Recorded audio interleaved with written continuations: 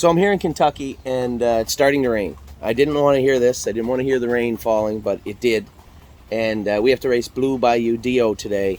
So I'm walking along, and I see Marcus Melander's barn. Now, I tell you guys all the time, training horses, it's a process, but it's a learning process, right? I'm far from an expert in what I do. I try to be, and I try to do the best I can, but you're always learning, and I wanted to catch up with Marcus Melander and ask him about what he likes about horses, how he trains his horses, what his thoughts are on racing, and he was sitting right here. So I figured I'd stop in and talk to him. This is Marcus Melander. How old are you, by the way? 29. 29. So at 29, I was a failed driver, and at 29, you've won every major stake race in North America. So it's quite a contrast from seat to seat. But I was talking to Marcus, and we talked about babies. Now, I asked you the question, and I asked you to stop because I didn't want to have the answer. I wanted to ask you that. When you walk up, you're going to the baby sale. So Lexington's 3 weeks away. It's a big time for us. I'm stationed in Ontario and Ohio. So Ohio was a big sale for us the other day. We picked up 14 babies. Now, well, we'll see next July how it is. But when I go up to a yearling, it's quite a bit different than what Marcus does for very, very different reasons. Marcus is after the next world champion. I'm after the next horse that can do good for the smallest amount of money. That's kind of what we're after. We're a value-based operation, where yours is more of, I want the best horse in the world. So when you walk up to a horse at a sale, any farm, any paddock, anywhere, what's the first thing you look at? I'll look at the body, and then I go to the legs, and look at the head, look at the eyes. I don't want to have a horse that looks stupid. So would you say that you're after an athletic horse with good conformation and a sharp eye? Yeah, I mean, I really look. If they need to have a good head as well, Yeah. in my opinion, they need to look smart. I mean, if you don't like their eyes or whatever, I mean, if you don't like the horse itself, I don't think, even if it's good pedigree, and if you don't like the horse, you shouldn't buy it. And that's exactly right. So I tell all our clients, it was funny because I'd asked Ron Burke 4 or 5 years ago, I'd done an interview like this just off the cuff, and I had asked him, and he said, I just want an athlete. Just show me an athlete. So if you like the pedigree on a horse and you really like the horse, but the horse's conformation isn't perfect, is that enough? Is that a deal breaker for you? It depends what it costs. That's a great answer. So what would be a conformational flaw that you would say, no, absolutely not? Well, they have, the legs, if they're still gonna run with those legs. That's they right. Gotta get, racing is a tough schedule for them, so those legs need to be perfect to don't get lame or get sore. So the legs is very important too. It's funny you bring up the schedule. We'll talk about that in a minute, because I think the schedule of racing, the more and more I think about it, the more I think that we need to address it. You and I were talking before I did this, and when you have a 2-year-old trotter, and obviously, again, your horses are a little bit different than ours, but when you have a 2-year-old trotter and you have to race in New Jersey, then you have to race in Kentucky, and all those races strung together, culminating in the Breeders' Crown, it seems like it's almost an insurmountable mountain for a lot of these 2-year-olds, and you really have to have a special horse to do it. I mean, who's your best 2-year-old this year? Not sure. We got some nice colts. Temporal Hanover, Periculum, Let's Do It, Classic Hill. Those colts are really nice. And we got a filly named Joviality, if you want to know. She's nice. Yeah, she's a real nice filly. Yeah, I didn't like racing against her, by the way. Thank you for that. But so we got some nice ones. But they some of them has been New Jersey horses, like you talked about. And they made 8 starts already. So yeah. We're gonna bring them down here. They gotta go 9-10 starts. And we got the British Crown, hopefully. So they're gonna do a lot of starts. Maybe a little bit too much than I want. I like to have them like 9-10 starts at most. So I agree, and I had said to you, I like to have all our horses theoretically ready to go the end of June. It's just the way that I was built. But at the same time, when you look at it, we raced a horse yesterday. He didn't end up making a lot of money this year, maybe $15,000 or $17,000, but he trotted in 54, and he twice this year when we had scoped him, he had a little blood, and our clients had asked us, why are our horses bleeding? And I think what I had alluded to you was, here's a colt that trotted in 54 and 3 last quarter and 28 and 2. I really had no reason to scope that horse yesterday, And I think if we scoped every horse after the race, you race 3 starts in the heat, whether it be Kentucky, especially 4 starts in the heat in Kentucky, Ontario, Ohio, wherever.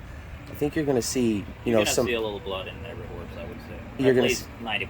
Exactly, and I opted just to turn him out and cut his year short because I thought that was right by him. But I think that going back to the schedule of horse racing, do you think it would make sense to maybe, as an industry, take a look at the schedules for the horses and say, okay, what's best for our industry, but what's best for the horses? Because racing a horse wide open 12, 13, 14 starts as a 2-year-old is not an easy thing to do. And, as I said to you, when we were in Ohio, the reason I think some of our horses stayed a little bit sharper right into the racing in Delaware tomorrow was they had that fair program where we can use them as almost paid training miles. Yeah, exactly. Now, it's a tough schedule for them. Like we talked about, like the New Jersey Sire Stakes. Beginning of July, they go 54 in their first lifetime start. Yeah. British Crown is the end of October. It's a long season for them. A lot of big races in between there, so it's definitely the schedule is definitely something that could be worked on, in my opinion. What would you like to see for the 2-year-olds, or what would you like to see for the schedule? I'm kind of putting you on the spot because I don't have any idea. It just dawned on me over the last 48 hours that, geez, if you got a good horse, you really got to race the guts out of it. Of course, it's up to everyone to race if you want to race, but it's a lot of money to race for, so you want to be in those big races. Yep. So it's it's a really tough questions, but they definitely, for now we just talked New Jersey, but the New Jersey horses, they definitely have a little tough schedule because they have to go so fast so early. So early, yeah. And especially they go 3 weeks in a row there in the beginning of July. It's a little tough for them. Then it's of course a little bit different from Pennsylvania Sire Stakes. They have, they usually have a couple of weeks in between because they start in July and they finals start in September, so they got a little bit more time. But the schedule could definitely be looked at, in my opinion.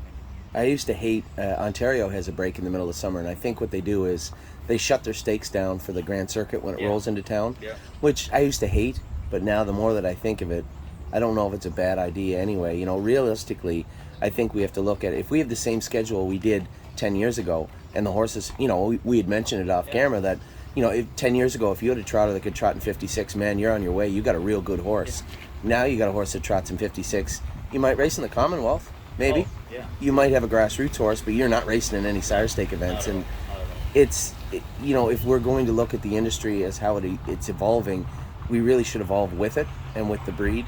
And I think, I think just as you said, I think we need to, as an industry, revisit how we race our stake horses and what's best for them moving forward. Absolutely. Yeah, it was another thing that I wanted to talk to you about because I found it so intriguing.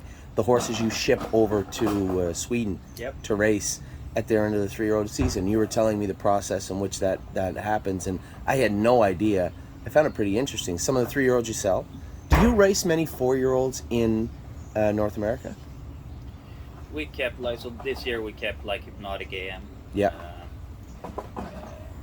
Some of the other 3-year-olds that we had last year, they went to Sweden because they were staked overseas. So how many 3-year-olds in a given year would you have at any point in the stake season? Let's say the start of the stake season. So this year, for next year, we're probably gonna keep maybe 18 3-year-olds. So let's push it back to the 2-year-old season then. So you start in June, July, August. How many 2-year-olds would you have? We started last year after the sales. We had 42-year-olds. So 42-year-olds turns into 18. Yeah. Turns into 18 3-year-olds. Yeah. What does 18 3-year-olds look like at the start of their 4-year-old season in North America or overall for you guys? We don't keep so many 4-year-olds. If they're gonna be good as her Hypnotic or Chimpanzee when we had him, because it's tough. Because I see it all the time. It's graduate and Hamiltonian maturity, so they need to be really, really good horses. You got to have a special 3-year-old to beat 4-year-olds. Absolutely. Otherwise, they can still be good race horses, but that's not what our owners are kind of looking for. So, maybe they're good. Some of the Swedish owners, they bring them to Sweden because they got a pretty good program over there. So tell me about that program. What's the process of leaving the 3-year-old season in North America? Yeah. And so you kept Hypnotic AM and Chimpanzee to breed, and Hypnotic AM to race this year, correct? Yeah, well, Chimpanzee was 4 last year, so Oh, he, that's right too. I'm yeah, sorry. Yeah. yeah. So he raced as a 4-year-old over here, but now And he's standing still. and now he's standing stud. Yeah. So you kept only Hypnotic AM for North America out of all your 42-year-olds? Yeah, yeah. Wow, and so how many went to Sweden? Probably 6, 7. That's it. So the process to get them there, what does that look like when you know halfway through the 3-year-old season, hey, this is a horse I'm likely going to send to Sweden? What does that calendar look like? I mean, first of all, they got these 4-year-old races that we talked about before. They got 2 4-year-old races. One Yep. goes in May, one goes in July. They go for roughly a $300,000 purse. It's both fillies and colts division, so that's Yep. very good. Consider here it's only Mixed. like against colts, fillies and colts Yeah. in the same. So it's 4 races with $300,000 in purses, but fillies and colts, and then you have this V75 like every Saturday. You can race them in, go for a lot of money, and then it's some other 4-year-old races. Those that we just talked about were stakes races. Yeah. But then you got other Overnight. just 4-year-old overnight races that go for like 30,000, and a big final at the end of the year that goes for 100,000. So it's a good schedule for them. Oh, So, that's good. Yeah. I never really thought of it. Obviously, as my eyes get open to the industry, you get looking around saying, okay, there's more to racing than just racing, Yeah. right?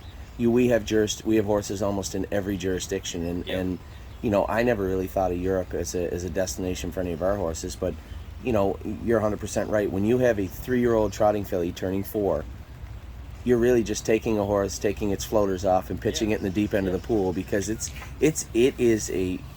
shark infested waters as a 4-year-old, and it's tough. No, we had a 3-year-old crying filly last year. She made 150,000. She was a Sire Stakes horse, right? Yeah. She was right under the best ones. So we shipped her back to Sweden, and she actually won both of these 2 races this year that Oh, I wow. talked about. So she made roughly around 300,000 in Sweden this year. What's her name? 50 cent piece. 50-cent piece. Yeah. Well, that is great. I do appreciate you sitting down with me. It's early in the morning, and it's raining here in Kentucky. Can you do anything about the rain, do you think? No, I don't think so. I know they get the track shut off. I got one race today,